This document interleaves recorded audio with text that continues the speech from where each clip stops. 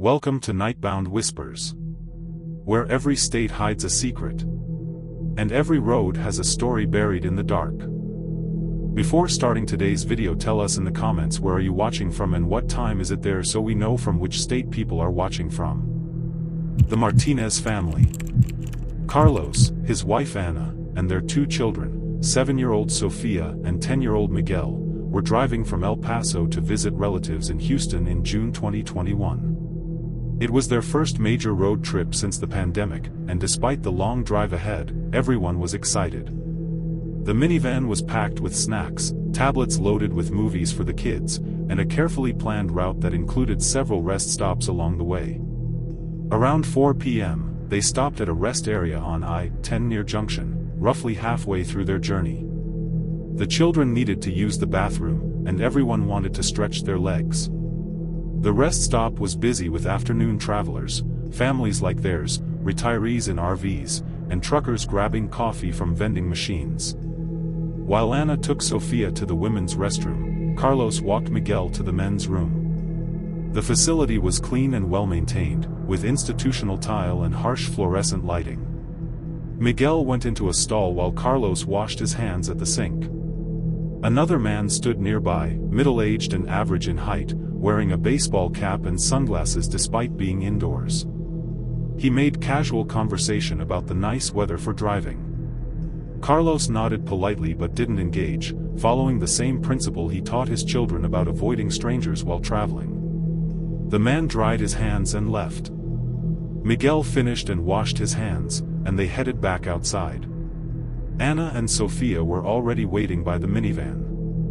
Sofia asked if they could eat lunch at the picnic tables, pointing toward a shaded area where several families were sitting. Ana agreed, and they retrieved their cooler from the back of the van. Carlos handed out sandwiches while Ana poured juice boxes for the kids. The moment felt peaceful and ordinary, exactly what they had hoped for from the trip. That was when Carlos noticed the man from the restroom again. He was sitting in a gray pickup truck about 30 yards away, appearing to watch them. Carlos told himself he was being paranoid. Rest stops were full of people taking breaks, and the man was probably just resting before continuing his drive. Still, as they ate, Carlos kept glancing over. The man never left his truck, never got out to stretch or use the restroom. The reflection on the windshield made it hard to see clearly, but Carlos felt the weight of being watched.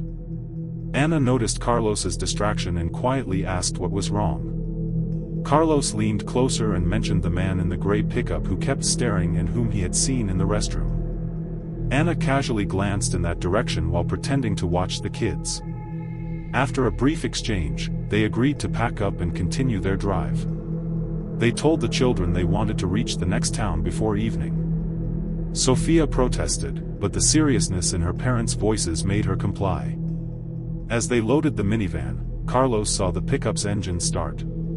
He pulled out of the rest stop and merged back onto I-10 eastbound, checking his rearview mirror. The gray pickup followed, maintaining a steady distance. Carlos calmly told Ana that the vehicle was following them. Ana reached for her phone to call 911, but before she could speak, Sofia complained from the back seat that she didn't feel well. Ana turned to see Sofia's face had gone pale. Sofia said her stomach hurt badly and that she felt dizzy, her words slightly slurred. Almost immediately, Miguel spoke up, saying he felt strange and that everything looked blurry. Alarm flooded Ana's thoughts as she realized both children were showing symptoms at the same time. This didn't feel like a normal illness. Carlos kept watching the pickup in the mirror as it maintained its distance. Ana's phone rang with an unknown number, and despite her fear, she answered.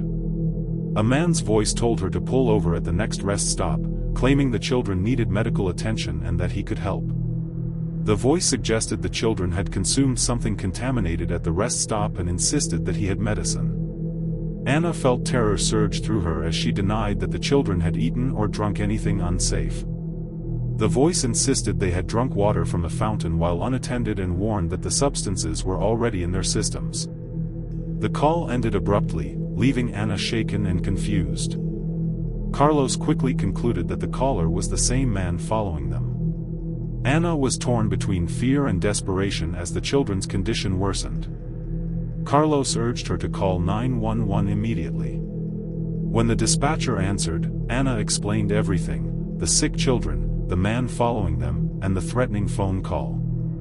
The dispatcher instructed them to keep driving and not to stop, assuring them that highway patrol units were on the way. As Carlos continued driving, the pickup sped up, drawing closer. Another call came in from the same unknown number. The man grew angry, demanding they pull over and warning that the children would suffer serious damage if they didn't comply. Anna panicked, fearing the man might be telling the truth, but Carlos recalled that the children had been perfectly fine at the rest stop and only became ill after returning to the van. Anna realized they had left the van unlocked while eating. She then noticed the juice boxes the children had been drinking from, left in the cup holders during their stop. The horrifying possibility became clear that someone had tampered with them. As the man screamed through the phone, sirens became audible. Red and blue lights appeared in the distance as highway patrol vehicles sped past, chasing the gray pick-up, which exited at high speed in an attempt to flee. Carlos pulled over as instructed by an officer. Emergency responders arrived quickly and examined the children while officers took statements from the parents. The pickup truck was intercepted, and the driver was detained. At the hospital, doctors determined that Sofia and Miguel had been drugged with a mild sedative injected into their juice boxes through tiny puncture marks at the bottom. The suspect was identified as Leonard Pike, a 47-year-old with a long criminal history, including kidnapping and child endangerment. Police found zip ties, duct tape, sedatives, and detailed notes about the rest stop's layout in his truck. Pike admitted he had targeted families, exploiting moments of distraction, and intended to abduct the children during the chaos he created. Thanks to Carlos and Anna's decision to call 911, Pike was arrested and charged with multiple felonies. He was sentenced to 40 years in prison without parole. Sofia and Miguel recovered fully, but the emotional impact on the family lingered. They attended therapy and adopted strict safety habits for future trips. Life eventually returned to normal, but the memory of that day never faded. Carlos still checks his mirrors on long drives, always alert. He understands now how quickly safety can turn into danger and how thin the line is between an ordinary family trip and tragedy. The man in the gray pickup, and the calm cruelty in his voice, remains a reminder of how vigilant one must be, even in places meant to feel safe. The lost time. Danielle Crawford was driving from Austin to Lubbock in February 2014 to visit her sister. The trip usually took about 5 hours, and she had started around 2 p.m., expecting to arrive before dinner. At 29, Danielle was a software developer known for being rational and organized, the type of person who always kept her phone charged and her GPS programmed in advance. Around 5:30 p.m., she stopped at a rest area along Highway 84, approximately 50 miles from Lubbock. She needed to use the restroom and planned to grab a quick snack from the vending machines. The rest stop was quiet, with only 3 other vehicles in the parking lot and no visible people. The sun was low on the horizon, casting long shadows across the concrete. Danielle parked her Toyota Prius, took her purse, and went inside. The restroom was clean and empty. She used the facilities, washed her hands, and checked her phone. It was 5:37 p.m. She sent a text to her sister saying she was about 45 minutes away and would see her soon. Afterward, she bought a bag of chips and a bottle of water from the vending machines. She returned to her car, started the engine, and began pulling out of the parking space. That was the last clear memory she had of the rest stop. The next thing she remembered was sitting in her car at a completely different location. She was parked on the shoulder of Highway 84, roughly 20 miles past the rest area, facing the correct direction toward Lubbock. The engine was running, and her hands were on the steering wheel.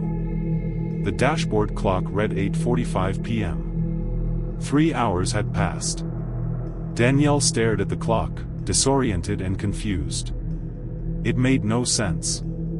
She had left the rest stop only minutes ago, or so it felt. She checked her phone, which showed 8:47 p.m. and several missed calls and increasingly frantic messages from her sister asking where she was and if she was okay. Her hands shaking, Danielle called her sister back and tried to explain that she had stopped at a rest area and somehow lost time. She said she couldn't remember driving or anything that happened after pulling out of the parking space. Her sister, Casey, was immediately alarmed and asked where Danielle was and whether she was hurt. Danielle looked around and realized she was on a completely empty stretch of highway, with no buildings or lights visible in any direction. She shared her GPS location and insisted she didn't feel injured. There was no headache, no dizziness, and no sign of physical trauma. Everything appeared normal except for the missing 3 hours. Danielle drove the remaining distance to Lubbock while staying on the phone with Casey the entire time. She felt physically fine, alert and aware, yet deeply unsettled by the memory gap. When she arrived, Casey insisted they go straight to the emergency room. At the hospital, doctors conducted a thorough examination. Blood tests, neurological exams, and questions about medications, alcohol, and drug use all produced normal results. Danielle hadn't been drinking, wasn't on medication beyond birth control, and showed no signs of injury or neurological impairment. The doctor suggested a dissociative episode, possibly caused by stress or fatigue, and mentioned highway hypnosis as a possible explanation, though such episodes usually lasted minutes rather than hours. Danielle struggled to accept that explanation, especially when she noticed something else troubling. When she had stopped at the rest area, her gas tank had been just under half full. Now it was nearly empty. Checking the trip odometer, she realized she had driven nearly 150 miles since filling up that morning in Austin. The numbers didn't add up. The next morning, Danielle and Casey decided to drive back to the rest stop in daylight, hoping it might trigger memories. Everything felt familiar along the route until they reached the rest area. The moment Danielle saw it, a deep sense of unease washed over her. She knew instinctively that this was the place.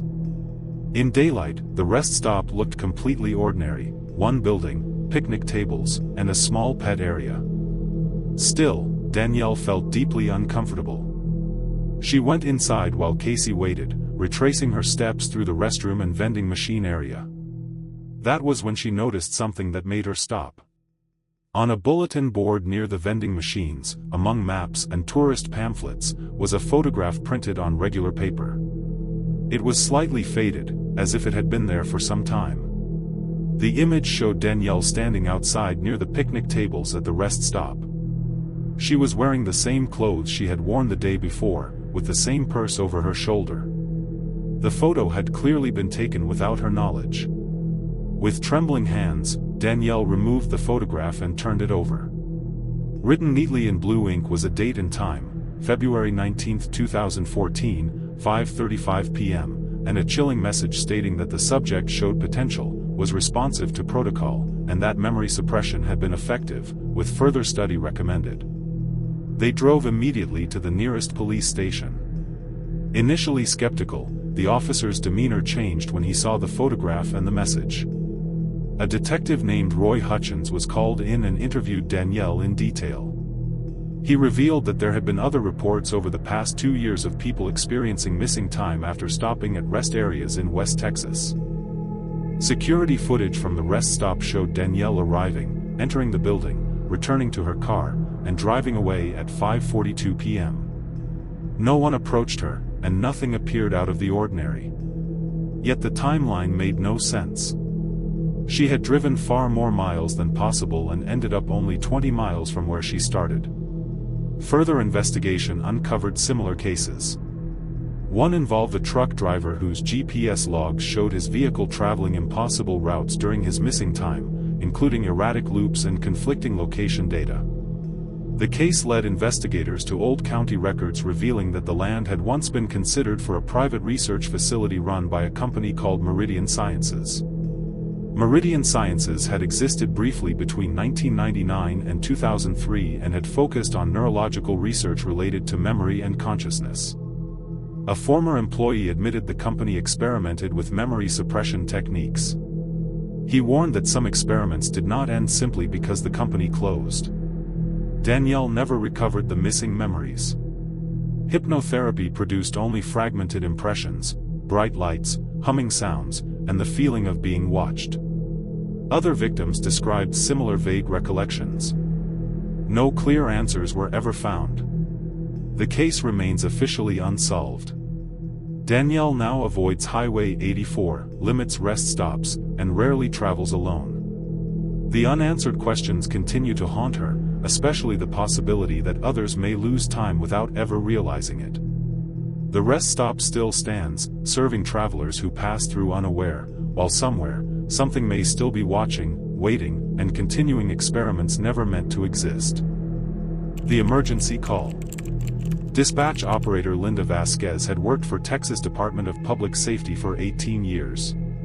Handling emergency calls from across the state, she'd heard everything: car accidents, medical emergencies, domestic violence, crimes in progress. She prided herself on staying calm under pressure, on being the reassuring voice that helped people through their worst moments. But the call that came in at 3:17 a.m. on November 4, 2019 was different from anything she'd ever handled. It started normally enough. A man's voice, panicked and breathless: "I need help. I'm at a rest stop on Highway 83 south of Uvalde. Someone's trying to break into my car." "Okay sir, stay calm," Linda said, her fingers already typing to alert nearby units. "What's your name?" "Trevor." "Trevor Banks, please, you have to send someone. He's still out there. Can you describe what's happening?" "Trevor." Linda kept her voice steady, professional. She could hear Trevor's ragged breathing, could hear him moving around inside a vehicle. "I stopped to rest. I was tired, didn't want to fall asleep driving. I parked and locked all the doors. I was just dozing when I heard tapping on my window. I opened my eyes and there was a man standing there tapping on the glass with something metal.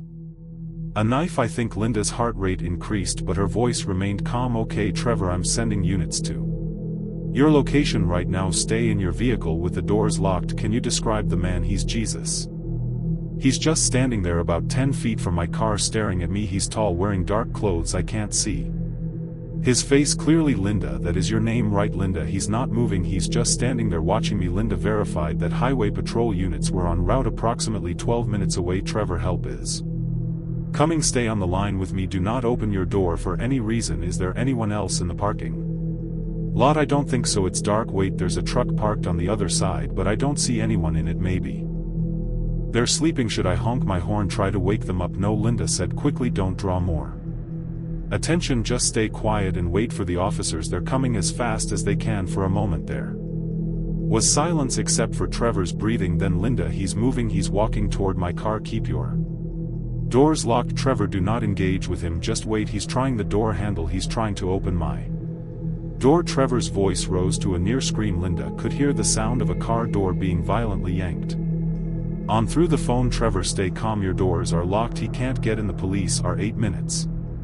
away. He's going to the other doors. He's checking all the doors." Oh God, oh God." The sound of rattling door handles came through clearly, then the unmistakable sound of something hard hitting glass. "He's hitting my window. He's got a rock or something. He's trying to break the window." "Trevor, get down. Get as low as you can in the vehicle. Shield your head and face." Linda was frantically typing updates to the responding units, marking it as a code 3 emergency, potential assault in progress. The sound of glass shattering came through the phone, followed by Trevor's scream. "He broke at the back window. He's reaching in." "Trevor, lay on your horn. Make as much noise as you can. Start your car and drive if possible." She could hear the horn blaring, could hear Trevor fumbling with keys. "It won't start. The car won't start. Linda, help me please." Then Trevor's scream was cut off. The phone went silent except for the sound of the car horn still blaring. "Trevor, Trevor, are you there?" Linda's professional composure was cracking. "Trevor, talk to me." A new voice came on the line, deep, calm, almost pleasant. "Trevor can't talk right now." Linda felt ice flood her veins. "Who is this? What have you done?" "Just wanted to talk to someone," the voice said. "Gets lonely out here.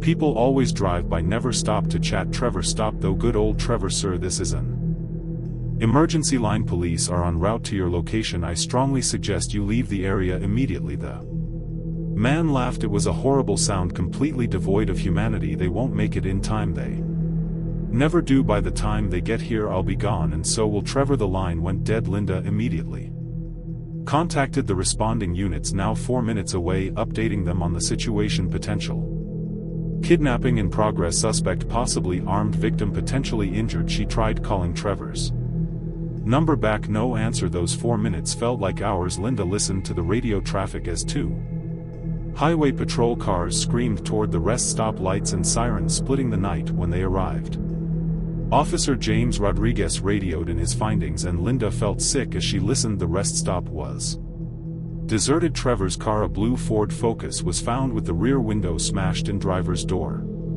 standing open, keys still in the ignition, blood on the driver's seat and the steering wheel, but no Trevor, no suspect, no witnesses. The truck Trevor had mentioned was there, but it was empty and locked. Officers ran the plates. It belonged to a long-haul trucker who was sleeping in the rest stop building, completely unaware of what had happened outside. A massive search began immediately. K-9 units, helicopters with thermal imaging, dozens of officers combing the area. They found Trevor's phone in the brush about 50 yards from the parking lot. Its screen cracked. The call log showed the 911 call to Linda lasting 11 minutes and 34 seconds. The last words captured before the line went dead were the unknown man's voice. They never do, but Trevor Banks himself was never found, not that night, not in the days of intensive searching that followed. It was as if he'd simply vanished into the darkness. The investigation revealed that Trevor was a 32-year-old accountant from Laredo driving home from a business trip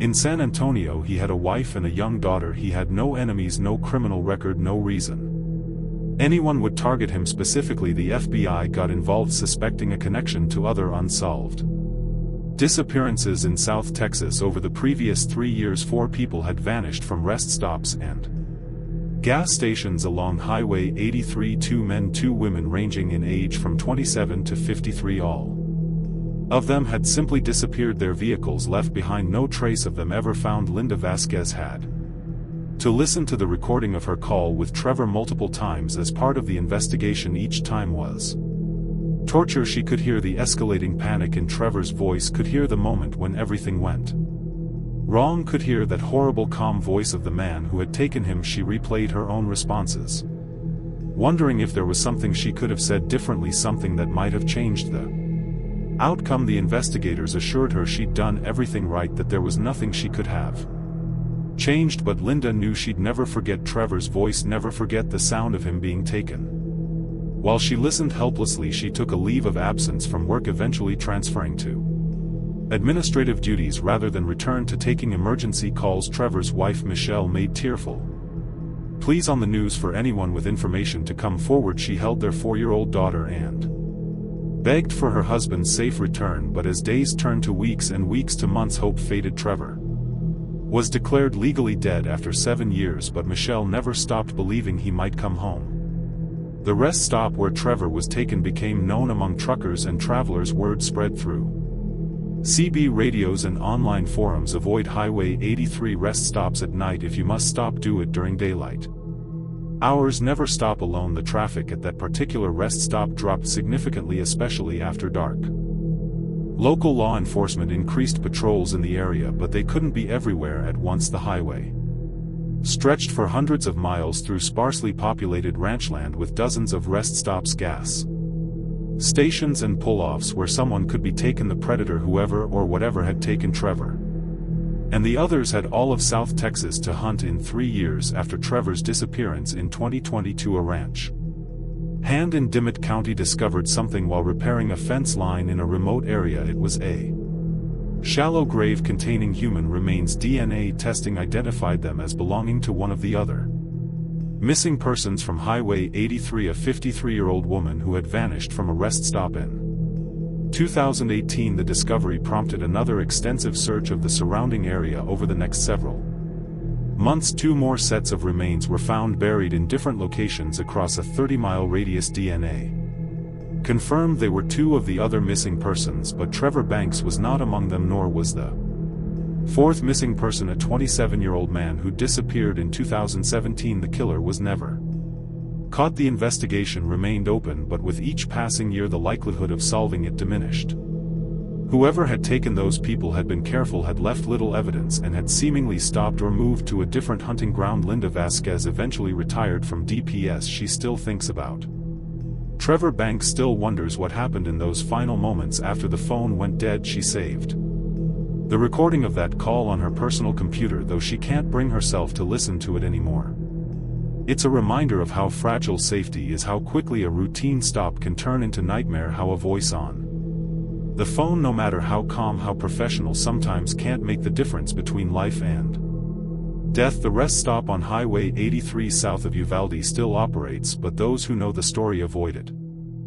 Especially at night, and sometimes dispatchers at DPS receive calls from that location, calls that disconnect before anyone speaks, calls where all they can hear is the sound of a car horn blaring in the distance, calls that trace back to phones that were reported missing years ago. The calls come and units respond, but they never find anything except empty parking lots and the wind blowing across the Texas rangeland, carrying secrets it will never tell.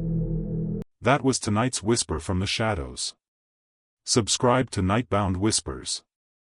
And remember, the night is never truly silent.